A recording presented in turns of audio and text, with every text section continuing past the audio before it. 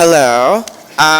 So I guess a starting point that I had in mind, kind of leading off from your performance, is thinking about soulness, or the sort of like packaging of a soulfulness, and its relationship to music.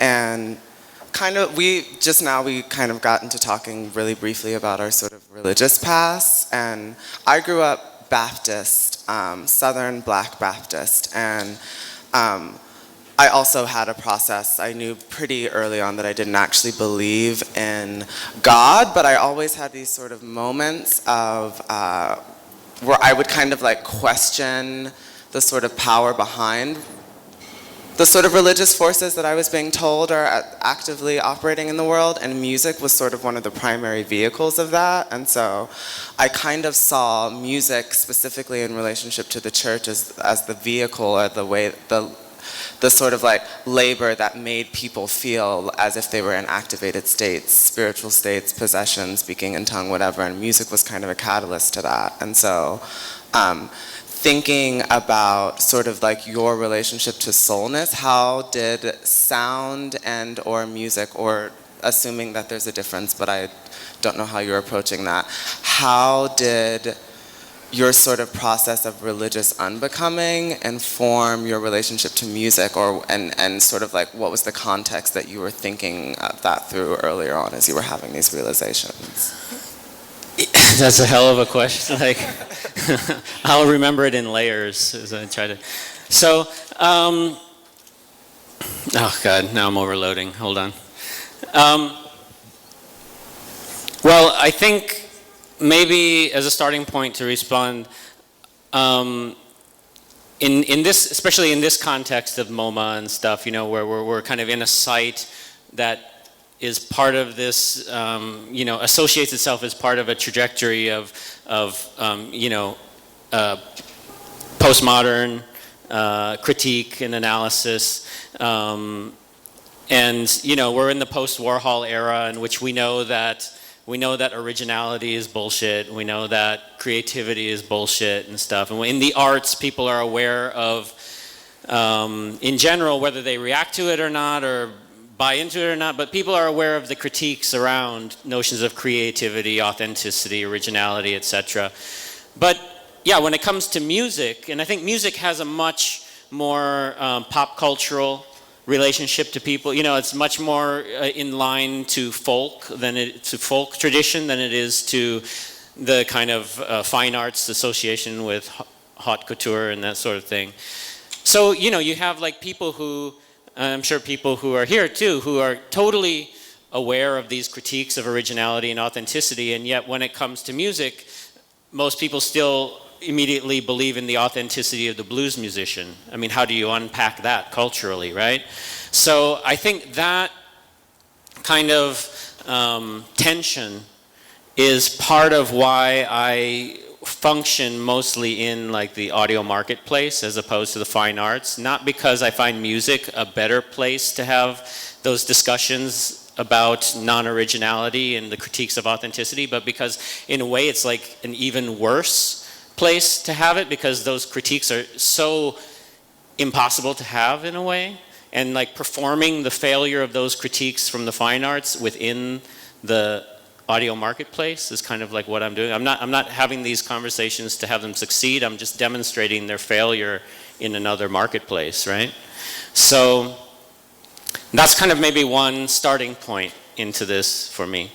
And yeah, when I was growing up, I mean, music was like, you know, my mom was into folk music. My mom is like kind of one of these jack of all trade folk musicians who can play guitar and accordion. She was like really fantastic accordionist, and also a hammer dulcimer and stuff. My dad was into chamber chorales, opera, and this kind of, you know, European classic stuff. And then I was into like roller disco, right? My older brother was into punk, and my younger brother was into the Grateful Dead, and you know, we all had my sister was into Duran Duran, of course, and so, you know, we had all these kind of different musical antagonisms going on within the family. So, and by and large, I I never enjoyed live performance. And the music that I did enjoy was very studio-based, like Kraftwerk or something like that. And I always consumed it as a consumer, right? And I always, like for me also, the idea of like seeing Kraftwerk live would be like a nightmare. Like, why would you want to do that? Why wouldn't you just enjoy the album, right? And so I think like these kind of set up, that was kind of like the relationships I had, like where you were social around music was like the roller disco, basically, the roller rink. And that was the social space. But again, that was like a DJ-based space. And that was also like the space to have, you know, being born in Minnesota and then moving to Missouri, like that was the space where you could have access to disco and, you know, also new wave and techno pop and stuff, you know, during the 70s and 80s. So like I'm going to be 49 this year, just to kind of place my generation. And so yeah, so that was my live relationship to music was the roller rink, I guess. And I don't know if that answers the question, but it kind of sets a framework for. Yeah, I think it gives a kind of like context. And maybe as a way of kind of bringing Honey into this, because one of the things that I was thinking of, and I wanted to ask you about, was similarly thinking of DJing as the playing live of music that's actually pre-recorded, on the one hand as a sort of like context for processing things, but also kind of, one of the things that initially drew me to house music was I found it to be a kind of vehicle, at least this is how I saw it, of taking the sort of like affective power that would happen in like a Baptist church and secularizing it in a sort of like club context. And so I really liked house tracks where it would be like literal sermons over a house track, or like the way that it was discussed was similar to, I think, the things that attracted me to the sort of performative and community-based aspects of the church. And so I wanted to ask you what your relationship is to both DJing, but also to the sort of musical traditions that kind of exploit or use religious language, traditions, symbolism in a way that I think maybe is analogous to the way that you were kind of like sort of taking apart these Catholic symbols in the video piece. What's really interesting about my experience with house music is that it was predominantly in the early days, the parties were in Catholic schools, which is what a lot of people don't realize. They would have school dances and they were at Catholic schools. And the one thing about... Could I ask you to put a time frame around that? Like what year? No. Well, I started going out very, very young. I started going to clubs around 12, and like in grade schools and in high schools, we had DJs. So I was really at the beginning of house music culture, which I would say 83, 84. And so... So you are now... No, I'm like 2012. But I have a really great doctor, so it's irrelevant. But what's really interesting is, so I grew up in a pretty middle-class African-American household, and then I went to Baptist church on Sunday and Catholic school during the week, which if you realize Baptists and Catholics, they're like two completely different ideals about religion. And my parents wanted to give me a better life, which is really fucked up in a way because they're sending this queer black kid to a Catholic school, and it's everything that I'm not. And so just tying back into house music. So the early days of that experience was really great. And the thing about Chicago, when you have the beginning of a cultural movement in a city that's really musically rich, like Chicago, there's jazz, there was industrial, there was punk, there was new wave, there was the blues, and it all sort of mixed together. So I had church on Sunday, and then I would go to, during the week in school, would have, everyone used to bring tapes.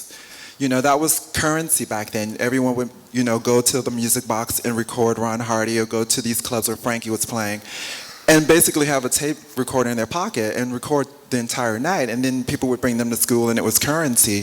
So for me, my introduction to house music was very experimental, because at that time, it was a lot smaller. And so you don't have the flooded market today with music. You know, we had a few record stores.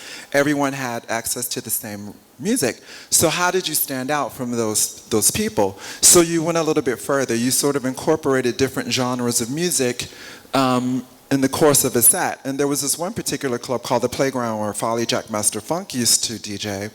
And it was the first time that I heard, like, Tony Basil Old Mickey was like a house record, and you would hear that next to an acid house record, and then you would hear that next to Manuel Gottschling, and then you would hear that next to a Larry Heard record. So how I contextualized music was no genres, you know. If it rocked the party, and if it was, and it connected to the audience, that what was played. And so that to me, I learned to, and then you're talking about people of color and queer people being very forward thinking. You know, the thing that I always have so much respect for of oppressed people is how clever they become with limited options, you know. And that really formed the basis of my art, how I approach when I present music to people. Because I also, when we bring it back to church, I think of DJs as shamans, really. I really am in a sort of existential way about clubs. To me, clubs are very safe places for people to be free and to get out of the everyday bullshit that we have to deal with every day. So for me, I feel like I'm a facilitator of, what is the word that I like to use? A facilitator of immoralism, I guess. I'm really a fan of Sodom and Gomorrah. That's probably one of my favorite things about the Bible is Sodom and Gomorrah. Like the idea of going someplace where I'm going to see people that I love forever and drink milk and honey just scares the fuck out of me. I kind of want to go to the place where everyone's fucking and doing drugs and dancing and doing all the libertine things that... I mean, how good would it feel to rape an angel? I think, well, if you've been to the right club, I'm sure you've seen that. I'm speaking about Berghain, but I've seen lots of things of that nature. But I've always said, you know, clubs are places and bring people together the way governments and religions can't. You know, it's just the one place, for me, that's just been my experience. I can't say that for everyone. So. Well, what do you think about the fact, though, that, like, you know, so much of the language, of course, like, you know, the classic monologues about, like, you know, language about house nation and you know, nationalism, and of course, like, you know, transgenderism, so much of the organizing between people in clubs being under the title of houses with the mothers and the children and stuff. And, like, you know, I feel like we're so, of course, I think a lot of this is about, you know, when you come out of a kind of traumatic rejection from family. You know, I think a lot of people do have, they come to, you know, it's a classic queer migration stories where you were born in a big city, so I guess it's a little different, but like for me, like coming from the countryside and you come from Texas and stuff, it's like, you know, the kind of queer migration trajectory of like going somewhere to come out and having been kicked out of a house or having this sort of thing. I think a lot of that manifests itself into then, like, you know, that latent desire for family acceptance, for nationhood, for acceptance by, you know, those very systems that have consistently rejected us. But I think that also for me has always been something incredibly upsetting. And I mean, that's why, like, I did that track on Midtown 120 Blues where, like, I cut up the monologue and made it about, like, you know, no one man can own house, and I've turned it into, you know, house is controllable desire you can own, and about the commodification of the genre and stuff over the years and stuff. So I think, like, for me, like, yeah, I don't know. I mean, how do you kind of personally think about or think through those? Well, what's really interesting, you said you grew up in these small places. I grew up in a big city, but I grew up on the south side of Chicago, which was predominantly black and Latin. And so I didn't even fit into those social systems when you talk about other. And I was very much isolated and alone because I didn't really have the language to define. There was no trans visibility. Like, you have to understand, all of this awareness that we have is so fucking new. It was literally invisible when I was growing up. I didn't see, the first trans person I ever saw was at this club called Cheeks, and it was Candy J, and I didn't know it was who she was. But for me, I was able to find safe places in these environments and find my identity and to find community and to find a mirror of affirmation that there was a person like me. So for me, it doesn't make a difference if you're from a fucking small town or a big city. You can still be just as isolated among your social setting. Yeah, I didn't in any way mean to imply that, but I was just because I mentioned this idea of like, queer migration to the big cities, and I was thinking, you're not, maybe you had a different migration. Yeah, happen, I mean, I think there's no one way to have a story. I mean, your story is just as valid, but I think for me, I'm at the intersection of race, gender, class, and sexual identity. So there's so many similarities, and dealing with religion coming from an African American household. Churches were literally the only safe places for them to feel human, because everywhere else made them feel dehumanized. And that's why the black church is so powerful, because these are places people can go and feel powerful and have a sense of belonging and have a sense of fucking humanity. Because when you walk out that door, these church doors, you're just another fucking black person in a lot of ways. And so, yeah. I'll just leave it at that. I think sort of thinking of the club as a space to kind of find yourself, maybe in a context that borders on anarchy sometimes. Specifically the role of like DJing. I had a similar sort of like crisis, or I guess my sort of social crisis in nightlife, is I was really drawn to it, and I did in a lot of ways, in a lot of senses, like find a sense of community, connectivity. But what I really wanted was to be in that space and actually be like kind of alone and antisocial. And DJing has been a space for me to explore that. And like when you were saying that you don't look at people, I don't either. Sometimes people, when they, sometimes if I'm rolling or something, maybe I'll twerk while I play. But for the most part, it's like kind of, it's almost isolation. It's almost like this like perverse like kind of joy that I find. This line is also there in the DJ world, right? So.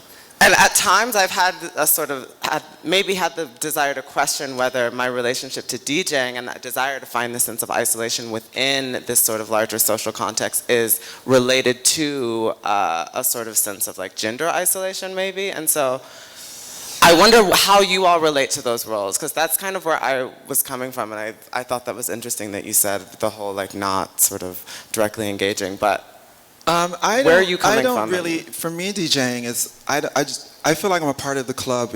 It's just I have a different role in it. I've always felt I'm just as much of on the dance floor, I'm just behind the DJ booth, so I don't see that separation.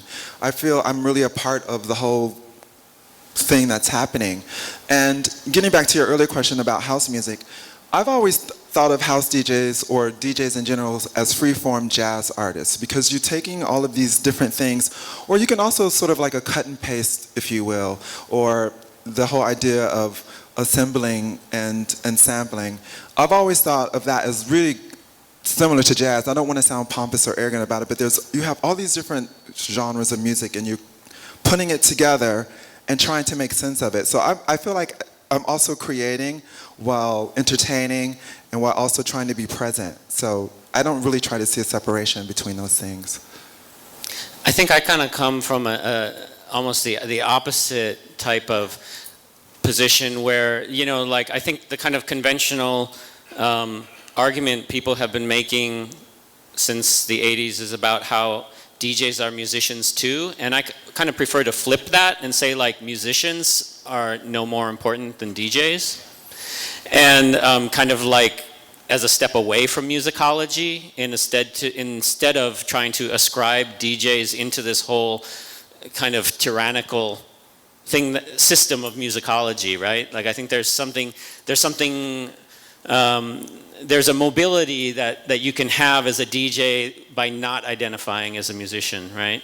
But I think that in terms of dominant rhetoric around these things, that's something that we don't really get a chance to talk about much. But also like in thinking about house music too, and like when you were saying earlier about about house being like the sets being a real mix of different stuff. And like when I came to New York in '86, I mean, until that point, I didn't really know what house was. I just listened to a lot of techno pop, and that was because electronic music was kind of like, it was in general really despised by most people around where I grew up, and it was also like a real opposite to the rock and roll soundtrack of the people who beat me up all the time. So, and the fact that they hated technopop like really also made it more alluring to me, and electronic music and stuff. And when I came to New York then in '86, and I remember the very first house that I ever heard, it had LL Cool J's Rock the Bells, followed by J.M. Silk's I Can't Turn Around, followed by Don't Let It Be Crack, and then some Joyce Sims song I forgot the name of and stuff. And so it was like this real mix of tempos and styles, and you know, New York also had the kind of hip house connection, and Todd Terry and all that. So, you know, so like for me, yeah, house music was really, in the kind of traditional DJ sense, the house records weren't about a genre of music. They were the house records. They were the collection of records that resided in the different venues, in the different clubs, right? So, because it wasn't like now where DJs bring our own music. It used to be that you went to the club and you would play from the clubs, from the house records, right?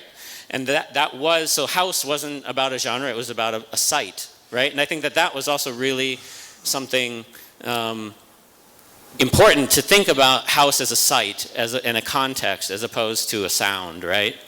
And well, it was never a sound for me. I mean, I grew up when it was really a language among young people. You know, there were these young inner city black kids from the South Side, and then you had, because you know, house is basically disco music. It's a descendant from disco. So for me, even the early signals to tell if you were into this culture, before there was called jacking, you was called punked out. You punked out at the club, and so kids around Chicago used to dress as punks and new wave kids. So what's really interesting and what most people don't know about the early house culture is that it wasn't just limited to 4/4. It was, you know, there was the B-52s, there was industrial music, front 242, Skinny Puppy. You had these really incredibly open minds from impoverished situations, and it was so much more about the culture. And then also you could tell, so you had the higher end where people were like reading Italian fashion magazines and wearing Italian clothes. Then you had the kids who couldn't afford anything, wearing safety pins and badges and copying their haircuts from like Vince Clarke and Alison Moyet. So all of this stuff, we never really put labels on it. If it was fucking good and it had substance and character and it motivated you, that was the culture. So there was a real dynamic underground culture to it at the beginning. Because now I feel house music and techno is a middle class consumerist. It's something that people consume, and they don't bring anything to the party. They buy tickets, they go see these DJs. No one's bringing fucking any color to the party anymore. Yeah. I see, and I don't mean this in a really negative way because I get a lot of shit when I say this, but most of the time I hardly see any queer people of color making the music, hiring the DJs, promoting the parties. I never see any of that shit. You know, and it's just all sort of like people are just taking and taking and taking. And for me, when you were an artist or someone, you had to bring something to the fucking party to even get noticed. Instead of making some record that 5 kids in the office think is cool, and then now all of a sudden you're a fucking superstar. It wasn't like that. You actually had to have something to bring to it. So, you know.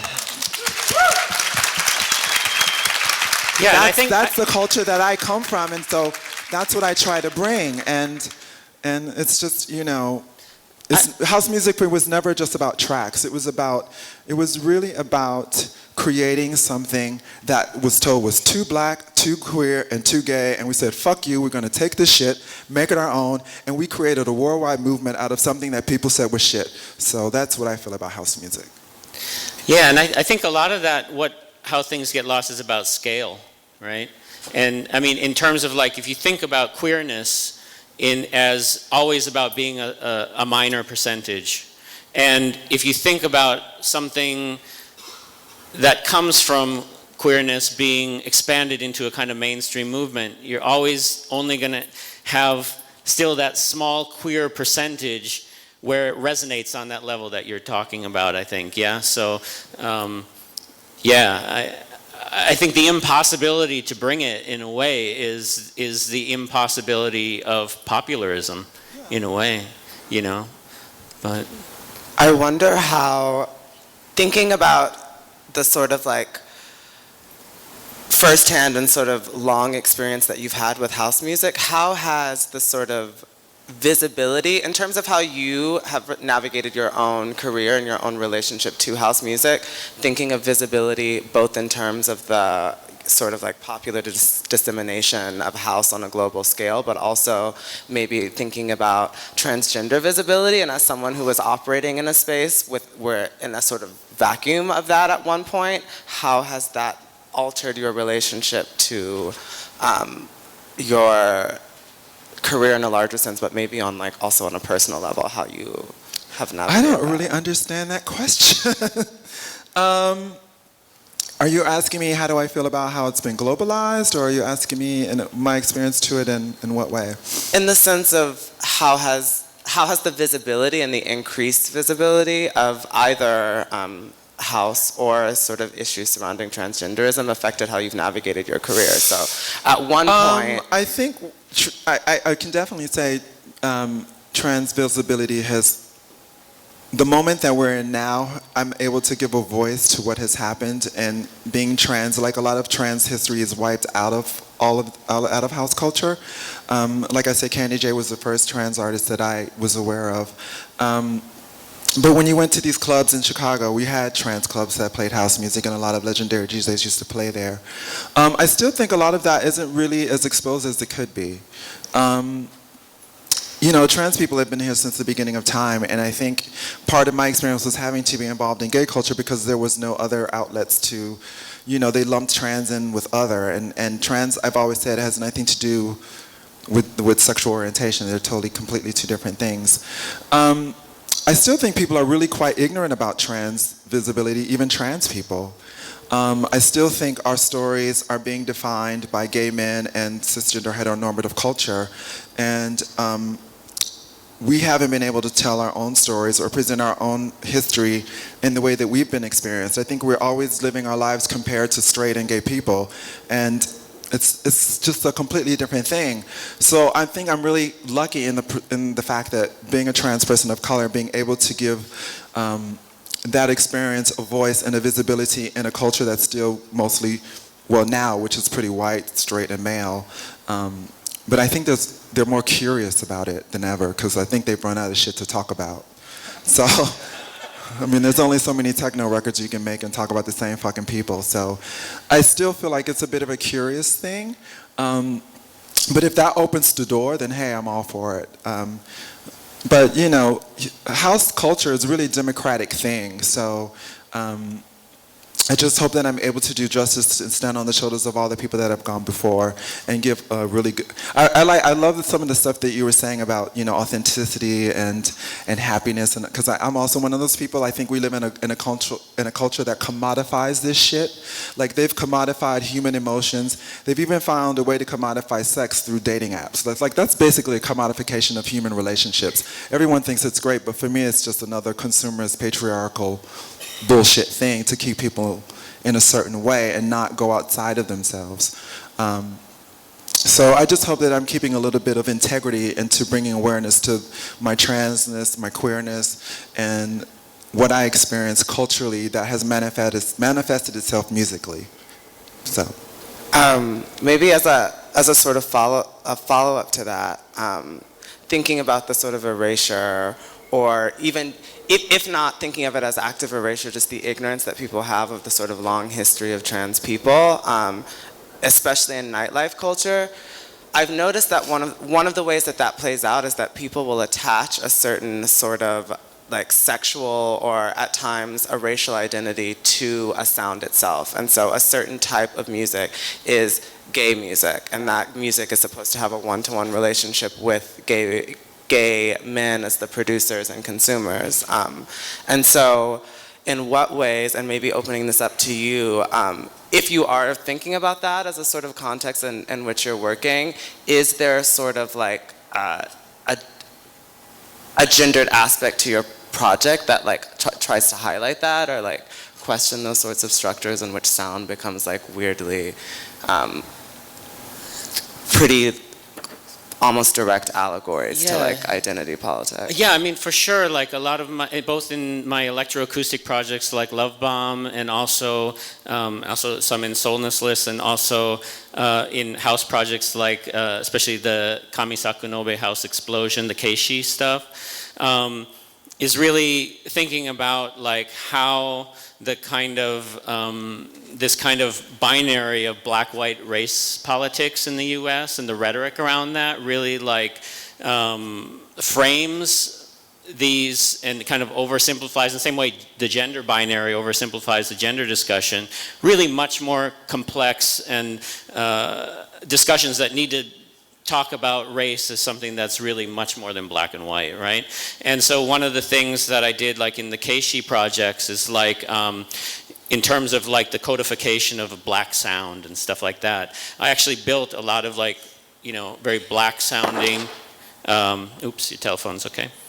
Kind of black sounding house music, but built out of white country music breaks and stuff like that. So it's all about like how you just reposition things and how then that becomes heard in different ways. Like in the same way that like I've done a lot of, like with my rubato piano solos and stuff, using computer composition to create piano solos that sound very improvised and performed in real time. And so kind of like playing on the construction and performance of consumer expectations around race, around style, and around the codification, how these genres get codified racially. And so that's definitely a part of like a lot of the music that I do. And it's also been, you know, I think the reason that I'm always also kind of coming from this very non-essentialist and non-authentic and kind of anti-original stance is also because like, you know, even my experiences within trans communities, as a DJ, like I was a resident DJ at Sally's at the Carter Hotel Ballroom, which was basically like a Latina and African American transsexual sex work scene. And most of the clientele were like non-queer and non-gay identified, kind of more straight identified Johns that would come from all different walks of life. I don't know if people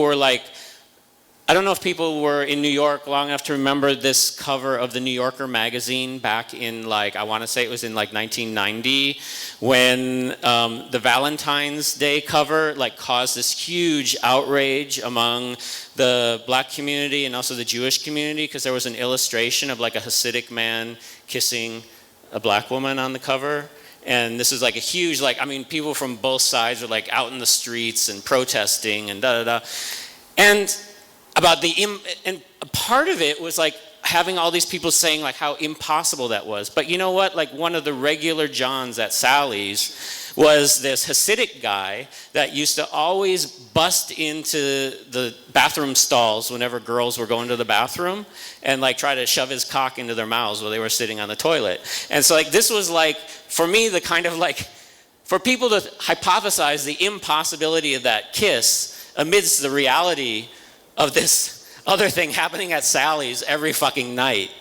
And thinking about like the kind of gender and sexual and racial nonconformity and non-singularity that was happening in that sort of venue was also something that really impacted me. And I was also in my trans experience, like, so you kind of said that you found safe spaces, and for me, like, that should have been a safe space for me to come out about my transgenderism. But actually, because it was pretty much like a post-op scene, and the girls could be really bitchy to... Trans parties are the worst. So those girls are cutthroat as fuck. Yeah, so I was like, that's why DJ Sprinkles dresses in boy drag. Because I was like, yeah, it wasn't, I didn't feel safe. Well, you know, I've been to Sally's, and it was before I transitioned, and one of the thing that I really hate about trans culture in a lot of ways is so much emphasis is put on pretty. So much emphasis is, because everyone thinks when they decide to transition that everybody wants to be the pretty girl, but not everybody can be the pretty girl. And I don't think it ever crosses their mind what it's like to go through life as a trans woman that doesn't pass and you're ugly. that's like a lot of shit to deal with on a Yeah. lot of levels. Yeah. And no one ever really talks about that. There's a lot of things in trans culture that I'm really at odds with. And, you know, I love that you showed the surgery and you had a lot of different things going on about that time, because that's another very controversial thing. You would think, a lot of people would think trans girls would talk to each other like girlfriends, but it's really Vicious. it's a vicious fucking game. And like, you know, do you pass as are you prettier than her? And like, did you get the cutest straight guy? And like, you know, did you have the best money to get, you know, it becomes this sort of hierarchy, and it's the worst. It's like people that have the opportunity to change the game about gender and relationships and what it looks like are conforming to the ugliest shit of cisgender heteronormative patriarchal society. And you know, you said sexuality and transgenderism are separate, but you know, I've never had to be more closeted and act more the man than when I wanted to be with a lover who was like a trans woman or MTF, because it's like trans people don't want to fuck each other, it seems. Like really, well, very rarely. I think the new generation is a lot more older than, because I mean, all these kids in Bushwick are fucking, I mean,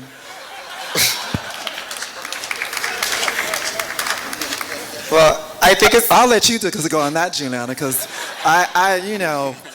because, you know, these new children are carrying on with anything that moves, and it doesn't matter what they have between their legs, and what I love so much.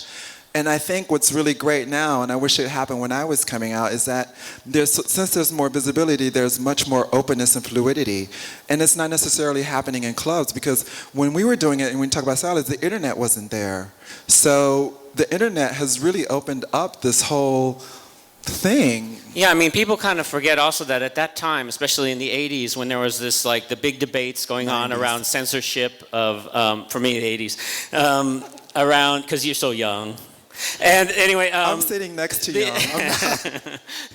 You know, there were the big debates going on around like Mapplethorpe and the National Endowment of the Arts and censoring pornography and all this stuff. And you know, people forget that, you know, like while the framework of most of that discussion and debate around anti-pornography was framed in terms of sexism against women and stuff, that people forget that actually one of the main ways that gay men could network was through the personals in gay magazines, you know, so like networking, and this is maybe something that I don't know if that really, I do think it's something that's different from how the kind of online networking is happening now, but like, you know, yeah, you would write letters to a post box and set up or make a phone call to a number, and you know, like, so when people were talking about censoring pornography, the bulk of pornography in production was gay porn.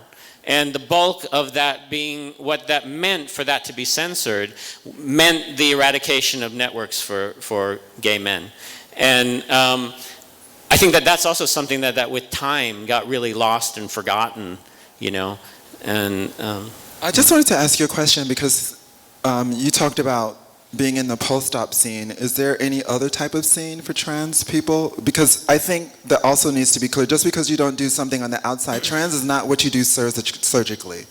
It's really how you identify internally. Right, I think the distinction is between transgendered and transsexual, right? I mean, that's the kind of, like, if transgendered is the kind of broader umbrella category for gender variation and deviance, transsexual refers to people who, you know, undertake medical procedures or hormones or some sort of physical transformation.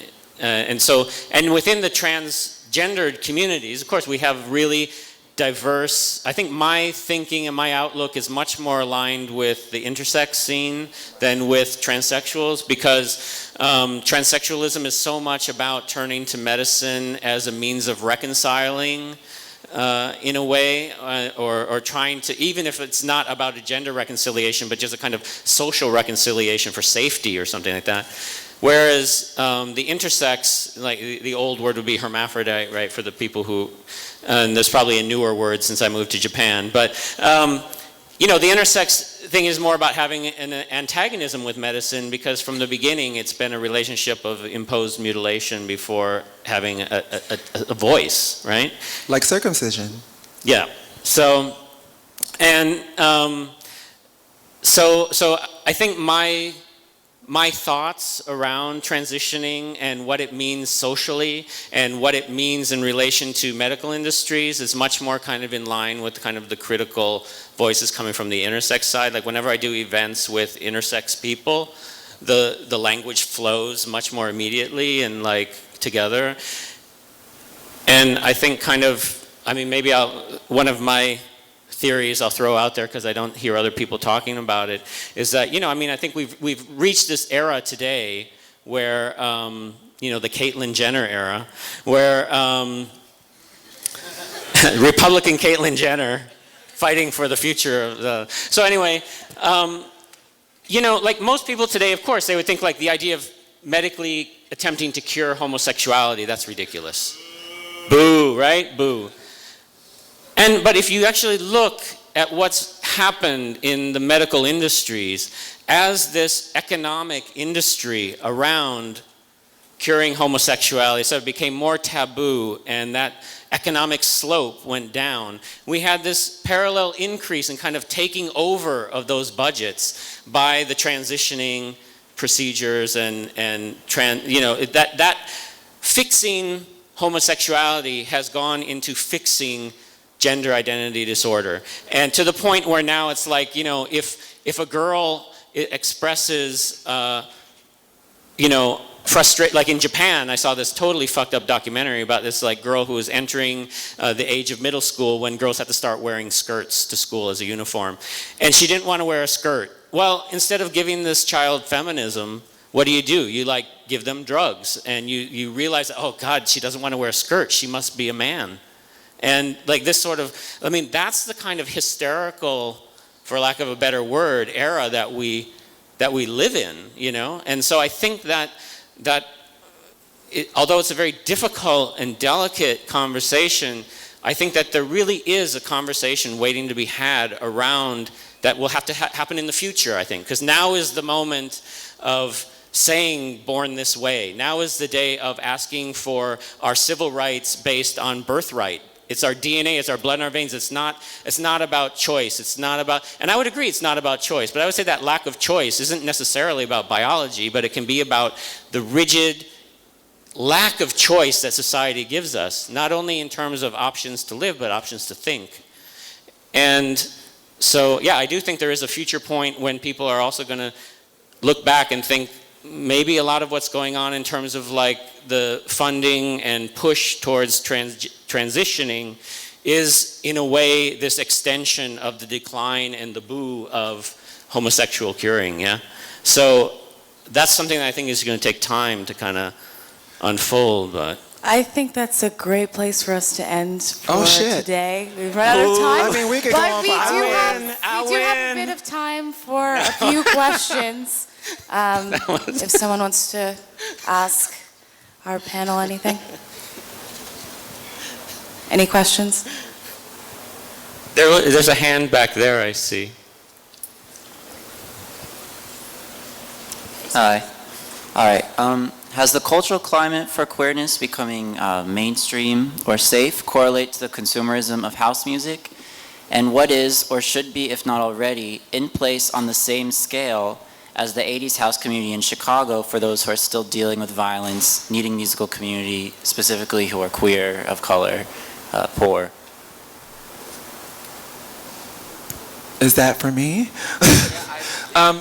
Can you repeat that a little bit? Because that was like two questions in one. Yeah. So the first question is, the idea, like, it's going back to what Terry was saying at the beginning of like defining faggotry as being beaten up. And I think right now we're seeing just not necessarily queerness, but more gayness being mainstream and like it's being acceptable, and you know, people are now being able to live their lives safely.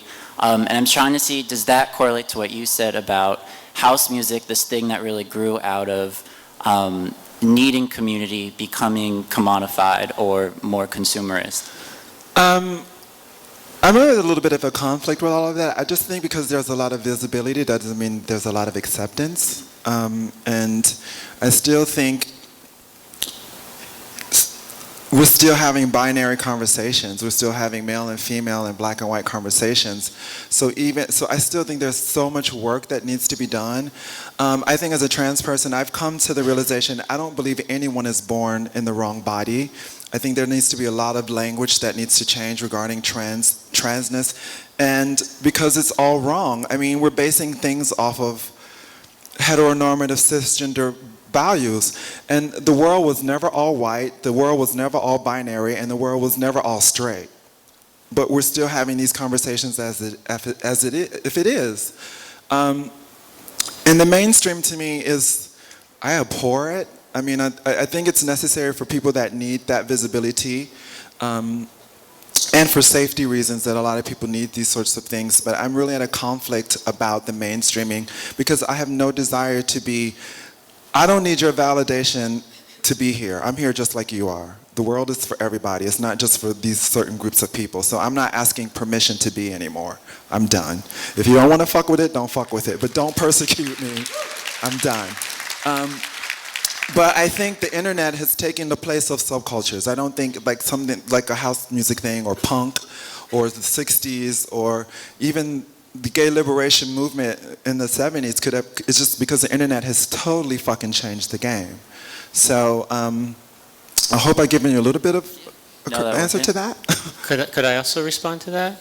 Yeah, I think that like in terms of like the safety that you imply, it's also a safety that comes with a lot of concessions, right? I mean, because who is safe? It's the people who buy in, who, whether they buy into or not, they espouse the born this way methodology. Their desire is to simply be, you know, monogamous, heteronormative, married couples with good jobs, a mortgage, trying to have kids. I mean, this is, if you're in that, like I mentioned, Modern Family earlier, if you're in that agenda, then yeah, nobody gives a fuck. Because why would they? Because you're just like another heteronormative. That's where I think we've entered an era where it's not about heterosexual versus homosexual or cisgender versus transgender. I think it's really about heteronormativity, you know?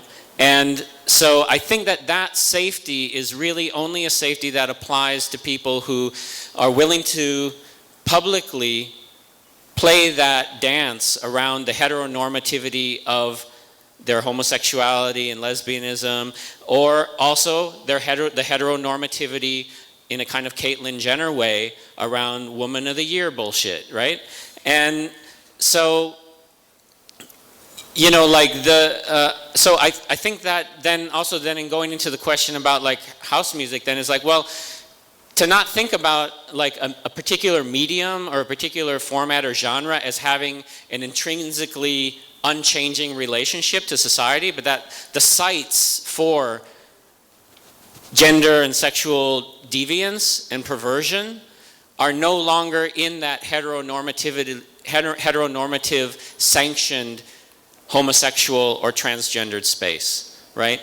It's happening in other sites, social sites where sexual deviance and gender deviance and resistance and struggle are going on, and it's not necessarily having a one-to-one relationship to the functions of house music as it used to be, as kind of like what I was thinking about with that.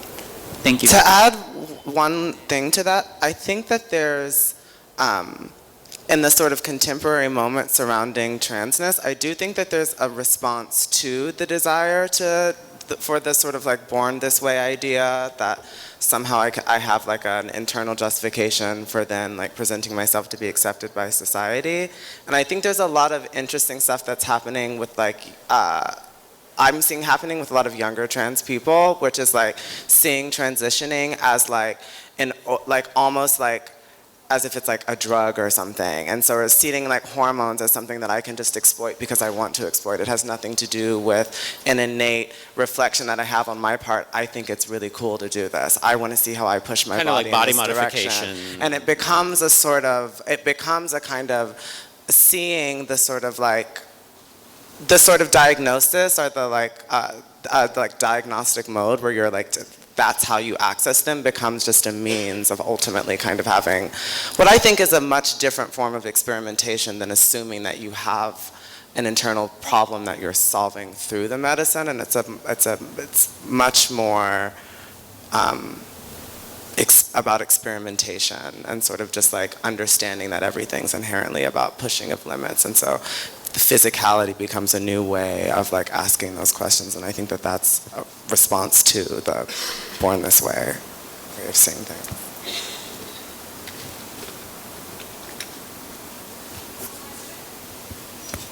C'est tout? C'est fini? Well, thank you. Thank you.